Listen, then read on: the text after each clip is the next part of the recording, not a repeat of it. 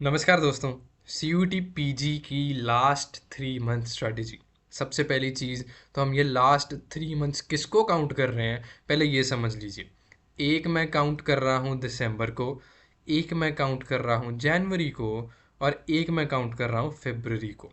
ठीक है, क्योंकि मार्च में तो एग्ज़ाम एक्सपेक्टेड ही है, और मार्च में अगर लेट मार्च में भी होता है, मतलब एंडिंग ऑफ द मार्च में भी एग्ज़ाम होता है, तब भी मैं मार्च में बिल्कुल भी अफोर्ड नहीं कर सकता कुछ नया पढ़ना है, कुछ नई चीज़ें। मार्च में is just for the revision, क्योंकि जैसे ही मेरा पास आ जाएगा, एडमिट कार्ड्स आउट हो जाएंगे या एग्ज़ाम मुझे पता लग जाएगा कि अब लास्ट वीक ऑफ द मार्च में है, तो मैं तो सिर्फ रिवीजन पर फोकस करूँगा। जो आज तक नोट्स बनाए हैं इन 3 महीनों में, सिर्फ उसी ऊपर फोकस करूँगा। तो जो आखिरी 3 महीने हम काउंट कर रहे हैं, वो कर रहे हैं दिसंबर को, जनवरी को और फरवरी को। तो इस वीडियो में हम आखिरी 3 महीनों स्ट्रेटजी के बारे में बात करने वाले हैं कि आखिरी 3 महीनों में हम कैसे 100% प्रिपेयर कर सकते हैं। सबसे पहला, वीडियो शुरू करने से पहले सबसे पहला क्वेश्चन ही हमारे माइंड में ये आना चाहिए कि क्या हो भी सकता है, क्या इज़ इट पॉसिबल कि आखिरी 3 महीनों में हम C U T P G को क्लियर कर पाएंगे और एक अच्छा रैंक लेकर D U L L B जैसे कॉलेजेस में या फिर बी एच यू जैसे यूनिवर्सिटीज़ में क्या हम एडमिशन ले सकते हैं कि नहीं ले सकते? येस और नो? Cause 100% yes. अगर आप सही से लास्ट 3 मंथ्स में पढ़ लें, चाहे आप इस बैकग्राउंड से बिलोंग करते हैं, इस एजुकेशनल बैकग्राउंड से बिलोंग करते हैं, नहीं करते, आपने पहले ये सब्जेक्ट्स पढ़े हैं, नहीं पढ़े, लेकिन तब भी आखिरी 3 महीनों में आप आराम से C U T P G exam को क्रैक कर पाएंगे। बस बात यह है कि वो जो आखिरी 3 महीने में आप पढ़ेंगे, उसको अच्छे से, मन से, बिल्कुल कंसंट्रेशन से बनाकर, पूरी की पूरी जो आपका फोकस है वो यहीं पर रहना चाहिए, उससे तैयारी करेंगे तो it will be just a piece of cake.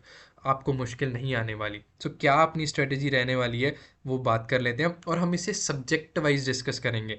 मतलब बेसिकली रीजनिंग हमारा, आपने ऑफ कोर्स सिलेबस अभी तक देखा ही होगा, नहीं देखा तो यार मैं पहले ये कहूँगा कि आप पीडीएफ देखिए, सिलेबस देखिए, सी ओ क्यू पी 11 का अच्छे से सिलेबस देख लीजिए, जो जो उसमें लिखा है उसे अच्छे से पढ़िए। और हमारे जो टीचर्स थे वो हमेशा, और मैं भी यही करता हूँ, वो हमेशा कहते थे कि जो जिस रास्ते पर आप जाना चाहते हैं वो हमेशा आपकी आंखों के सामने रहना चाहिए। मतलब अगर आप, मेरा कहने का मतलब ये है कि अगर आप सी यू टी पी जी की तैयारी कर रहे हैं, तो मैं आपको ये कहूँगा कि सिलेबस अपने सामने रख लीजिए एक बार, ताकि आते जाते जहाँ पर भी आप पढ़ते हैं, आपका स्टडी टेबल या जहाँ भी चेयर और टेबल आप पढ़ते हैं, ताकि आते जाते आपका हमेशा ध्यान उस सिलेबस पर पड़े। और अगर आपको कुछ जैसे फॉर्मूलाज याद करने हैं या आपको कोई और चीज़ याद करनी है, वो भी आप सामने स्टिक कर सकते हैं। उसका फ़ायदा ये होगा कि हमेशा जब बार बार आपके माइंड से, आँखों से, सारी सेंसेस से वो बार बार गुजरेंगी चीज़ें, तो वो ऑटोमेटिकली रिकॉल अपने आपके माइंड में हो जाएंगी। तो देखिए, दिसंबर का मंथ है।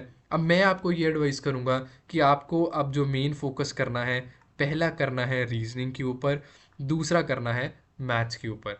देखिए, ये दो ऐसे सब्जेक्ट्स हैं, दो ऐसी चीज़ें हैं जो one of the most important हैं इस एग्ज़ाम में। आप सब कुछ, बाकी सब चीज़ों को लोअर भी कर सकते हैं। एक पर्सन के लिए मैं ये भी सोच सकता हूँ कि आपने लैंग्वेज को थोड़ा सा कम पढ़ा, लेकिन इन दोनों सब्जेक्ट्स को, क्योंकि यार सी यू टी एक तो बहुत पुराना पेपर है, लेकिन जितने सालों का जो भी थोड़ा बहुत जो हमें पता लगा है सी यू टी को देखते हुए, यही कंप्राइज करता है पूरे के पूरे पेपर को। मतलब जिस बच्चे की रीजनिंग स्ट्रांग है, जिस बच्चे ने मैथ सही से पढ़ा है, जिस बच्चे की लैंग्वेज स्ट्रांग है, वो इस पेपर को इजीली क्लियर कर लेगा। सो सारा का सारा फोकस कहाँ रहना चाहिए आपका? रीजनिंग और मैथ्स में। सो मैं कहूँगा कि आप बिल्कुल भी टाइम वेस्ट ना करें, ना इजी देखें, ना मुश्किल देखें, ना कुछ और देखें, कहीं से भी आप तैयारी शुरू कर दीजिए। मैं आपको ये नहीं कह रहा कि किसी का पेड बैच ले लीजिए या मेरा पेड बैच ले लीजिए या कुछ भी ऐसा कर लीजिए। बस ये दो सब्जेक्ट्स जो ऐसे हैं ना, इनको कहीं गलती से भी खुद पढ़ने मत बैठ जाना किसी बुक से। चाहे यूट्यूब पर बहुत सारी फ्री वीडियोस मिल जाएंगी, है ना, आपको रीजनिंग के टॉपिक्स एक बारी सिलेबस देख लीजिए, रीजनिंग का क्या सिलेबस है। जैसे एग्जांपल के तौर पर ये जो है वो लॉजिकल रीजनिंग जनरल एप्टीट्यूड का सिलेबस है, एक बारी देख लीजिए कि क्लॉक्स आता है, कैलेंडर आता है, ये चीज़ें आती हैं। इसको चाहे आप यूट्यूब से ही पढ़ना शुरू हो जाएं, यूट्यूब पर आपको बहुत सारे लेक्चर्स मिल जाएंगे, लेकिन इनको पढ़ना शुरू कीजिए और किसी टीचर के हेल्प से करना। क्योंकि यार जो चीज़ें आपने खुद 1 घंटे में सीखनी है, एग्जाम्पल के तौर पे मान लीजिए कि आपको 1 घंटे में, 1 आवर में एक एक जो कंसेप्ट है वो समझ आया, वो आपको वो वही टीचर 5 मिनट में कंसेप्ट समझा देंगे और it will be just a piece of cake उस क्वेश्चन को सॉल्व करना। वो ट्रिक सिखा देंगे, वो ऐसी चीज़ें सिखा देंगे जो आप खुद से नहीं सीख सकते।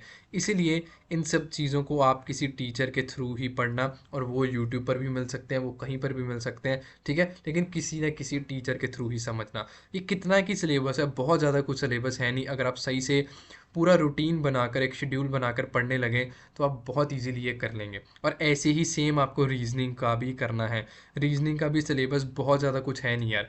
इस सिलेबस को अगर आप सही से डेली पढ़ना शुरू करें ना, क्लासेस, एग्जांपल दे रहा हूँ जस्ट कि रैंकिंग टेस्ट है, अब इसमें एग्जांपल दे रहा हूँ कि 5 क्लासेस हैं टोटल, ठीक है, और ऐसे एग्जांपल के तौर पर ये 10 टॉपिक्स हैं, तो कितनी होगी, 50 क्लासेस होगी ना टोटल। तो 50 क्लासेस को कितने के दिन लग जाएंगे यार क्लियर करते। एक दिन में ना आप आराम से भी 5 क्लासेस देख सकते हो, 5 से 6 क्लासेस, चलो मैं बहुत ज़्यादा नहीं तो 3 क्लासेस मान लेता हूँ, तब भी ये सिलेबस जो है वो बहुत ईजिली आपका कंप्लीट हो जाएगा। सो सबसे पहले फोकस इनके ऊपर करना, क्यों, क्योंकि these are the most important subjects. अब जनवरी आते आते आपका ये लगभग कंप्लीट हो गया होगा, कॉन्फिडेंस आना शुरू हो जाएगा। जनवरी में आप मॉक्स देना शुरू कर देना, ठीक है। मॉक्स आपको बहुत जगह मिल जाएंगे, बहुत सारे प्लेटफॉर्म्स हैं, हमारे प्लेटफॉर्म पर भी मिल जाएगा, 9 रुपये से मॉक्स जो है वो शुरू है। तो जनवरी में आपको क्या करना है, ये कंप्लीट करने की कोशिश करनी है, मतलब काफ़ी हद तक 50% तो एटलीस्ट कंप्लीट कर लो।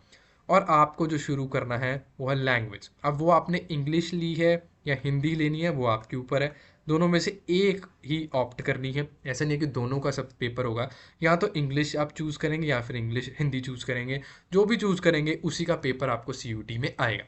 अब जस्ट एज्यूम कर लेता हूँ कि आपने इंग्लिश चूज़ की, तो भाई जनवरी में इंग्लिश जो है वो आपने पढ़नी शुरू कर देनी है। अब कुछ बच्चे ना, कुछ यार मतलब कुछ बच्चे ऐसे हैं जिनकी स्कूलिंग से ही, पहले से ही, बचपन से ही इंग्लिश बहुत स्ट्रांग है, तो वो सही से पढ़ सकते हैं, उन्हें उतनी ज़्यादा प्रॉब्लम नहीं होती। देखिए वो बच्चों को सीधा जो शुरू करना है वो है प्रैक्टिस। प्रैक्टिस सेट जो है वो शुरू कीजिए। टाइम वेस्ट करने की ज़रूरत नहीं है क्लासेस क्लूसेस देखने की, जस्ट रिकॉल कर सकते हैं। ये उन बच्चों की बात कर रहा हूँ जिनकी पहले से ही स्ट्रांग है लैंग्वेज। अब कुछ बच्चों की हिंदी स्ट्रांग है, उन्हें भी पढ़ने की ज़रूरत नहीं है, मतलब हिंदी की क्लासेस क्या लोगे, आपकी स्ट्रांग ही होगी, ठीक है। तो जिनकी नहीं स्ट्रांग, वो अब किसी टीचर को पकड़ सकते हैं, वो अब क्लासेस को पकड़ सकते हैं। वो कहीं अगर उन्हें लगता है कि नहीं यार मुझे थोड़ी सी टेंसेस में, थोड़ी सी वर्ब्स में, प्रेपोजिशंस में, इन सब में दिक्कत है, तो भाई फिर आप कोई बात नहीं, फिर आप टीचर से पढ़िए, क्लासेस शुरू कर दीजिए। जहाँ पर भी आपको ठीक लगे तो लैंग्वेज की तैयारी करनी शुरू कर दीजिए। करते करते जनवरी के एंड तक, मैं मान रहा हूँ जनवरी के एंड तक आपकी रीजनिंग कंप्लीट हो गई, आपकी मैथ्स कंप्लीट हो गई, आपकी इंग्लिश कंप्लीट हो गई, मतलब major portions of the subject जो हैं वो आपके कंप्लीट हो चुके हैं, मेजर मेजर। अब बचा क्या, देखिए एक बचा कंप्यूटर बेसिक्स या कंप्यूटर साइंस जो मर्जी कह लीजिए, दूसरा बचा GS, है ना, यही बचे ना 2 सब्जेक्ट्स, ठीक है। तो अब कंप्यूटर बेसिक्स क्या, तो यार मतलब हार्डली आपको 1 वीक भी शायद नहीं लगेगा थोड़ा सा पढ़ने में, क्योंकि कंप्यूटर बेसिक्स का ना बहुत डेप्थ में जाके नहीं आता, मतलब बिल्कुल बेसिक चीज़ें आती हैं। अगर आप CUT PG 2023 का पेपर भी देखें या 24 का पेपर भी देखें, तो कुछ ज़्यादा कुछ मतलब बहुत ऐसा नहीं है कि उन्होंने पूछ लिया कि हाँ जी, कि बहुत डेप्थ में जाके C++ लैंग्वेज का पूछ लिया, जावा का पूछ लिया, ऐसा कुछ नहीं है। बेसिक चीज़ें, तो वो बेसिक चीज़ें आप एक हफ्ते में भी कंप्यूटर बेसिक्स का कवर कर सकते हो। बहुत सारे सोर्सेज हैं, बहुत, ठीक है, तो वो वहीं से कवर कर लीजिए। वैसे मैं जल्द ही पुराने जो प्रीवियस ईयर हैं CUT के वो डिस्कस करने वाला हूँ। Make sure to subscribe Gary Amritsaria, ताकि उनको आप देख पाएँ और हम साथ में तैयारी कर पाएँ CUT PG की। अब आपने पास सिर्फ बचा GS। अब GS आप किसी बुक से भी पढ़ सकते हैं, ठीक है, मतलब आपको लगता है कि यार नहीं मुझे रीड करने से ज़्यादा याद हो रहा है, तो फिर मतलब ल्यूसेंट की GS है, अरिहंत की बुक्स आती हैं, ठीक है, स्पीडी मैगजीन्स आ जाती हैं, करंट अफेयर्स और सब उसमें होता है।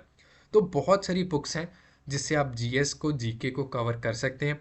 देखिए GK का मैं भी डिस्कस करता हूँ, GK का आप सोचेंगे करंट अफेयर्स कहाँ गए, करंट अफेयर्स का मैं अभी अलग से डिस्कस करूँगा, अभी सिर्फ GS का कर रहा हूँ।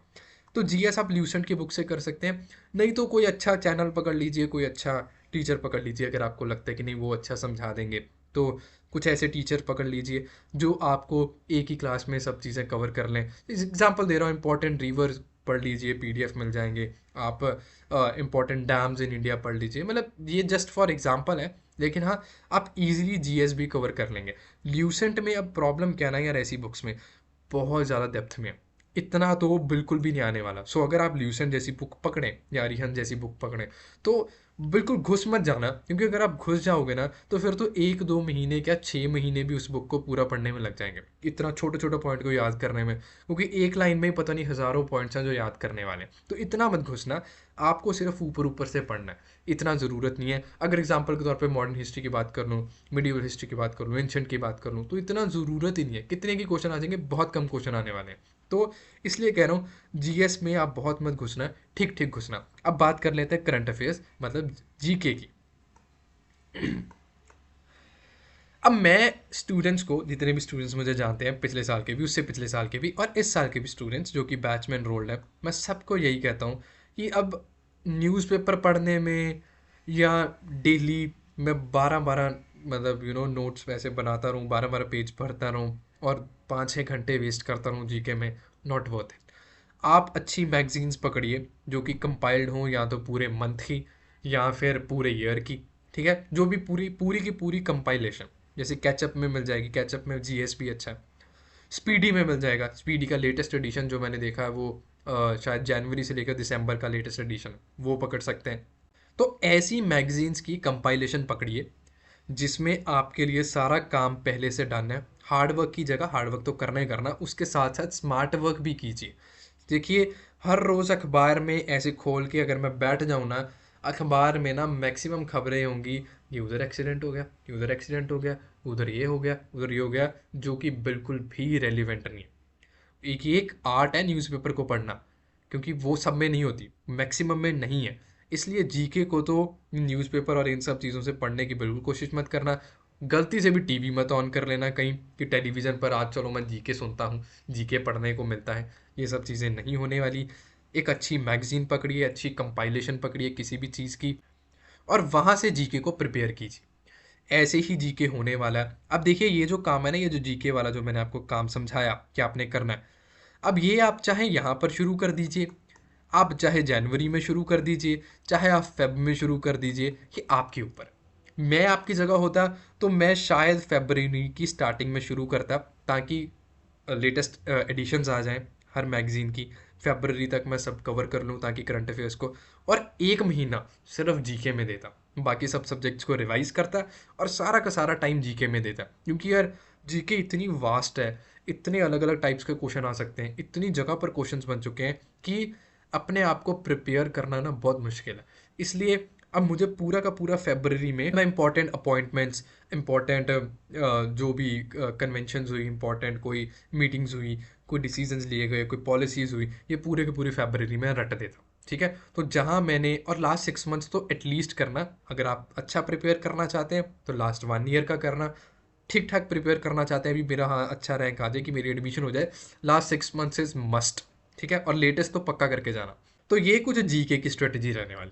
तो आखिरी 3 महीने आपके ऐसे ही होने चाहिए, इसी तरह में डिज़ाइन होने चाहिए, इसी तरह से आप आखिरी 3 महीनों की स्ट्रेटजी बनानी चाहिए। ठीक है, तो दोबारा से रिवाइज करा देता हूँ आपको कि आप क्या कर सकते हैं कि नहीं कर सकते तैयारी। 100% कर सकते हैं, अपने पर भरोसा रखिए, अपनी कला पर, अपने स्किल पर भरोसा रखिए। ठीक है, और किसी पर नहीं, सिर्फ खुद पर रखिए। तो विश्वास कीजिए खुद पर कि आप कर लेंगे, और आप सच में कर लेंगे, इतना कोई मुश्किल है नहीं। आफ्टर ऑल ये सिर्फ एंट्रेंस जो है वो एक कोर्स की एंट्रेंस है, ना कि आपको कोई आईएएस या आईपीएस बनाने वाला है इस एग्ज़ाम के बाद। तो अच्छे से प्रिपेयर कीजिए, work hard, work smart. All the very very best. अगर आपको ये वीडियो अच्छी लगी हो तो लाइक कर सकते हैं, कमेंट कर सकते हैं, फॉलो कर सकते हैं इंस्टाग्राम पर, क्योंकि फॉलो तो यहाँ तो सब्सक्राइब होता है, तो वो लाल बटन जो है वो उसे दबा दीजिए। क्योंकि यार as a creator, as a teacher, as your mentor, मतलब मुझे भी बहुत ज़्यादा एक मोटिवेशन मिलती है। हर चीज़ों से बहुत ज़्यादा अच्छा लगता है कि ठीक है, स्टूडेंट्स जो हैं वो देख रहे हैं, कुछ सपोर्ट कर रहे हैं। तो आप सपोर्ट करेंगे तो मेरे जैसे क्रिएटर्स जो और हैं वो आगे बढ़ पाएंगे। नहीं करेंगे तो फिर कोई बात नहीं, फिर यार हम भी भीड़ में ही लगे हैं बस। बहुत सारे क्रिएटर्स हैं, सब आपको पता ही है। तो सपोर्ट कीजिए, लाइक करिए, कमेंट करिए, सब्सक्राइब करिए, इंस्टाग्राम पर फॉलो कर सकते हैं, डीएम कर सकते हैं, और लर्निंग एज ऐप को डाउनलोड कर सकते हैं, वहाँ पर भी आप मुझे कनेक्ट कर सकते हैं। थैंक यू सो मच इस वीडियो को देखने के लिए। कोई डाउट रह गया, मेक श्योर कि आप कमेंट ज़रूर कर दें। थैंक यू सो मच, मिलते हैं अगली वीडियो में।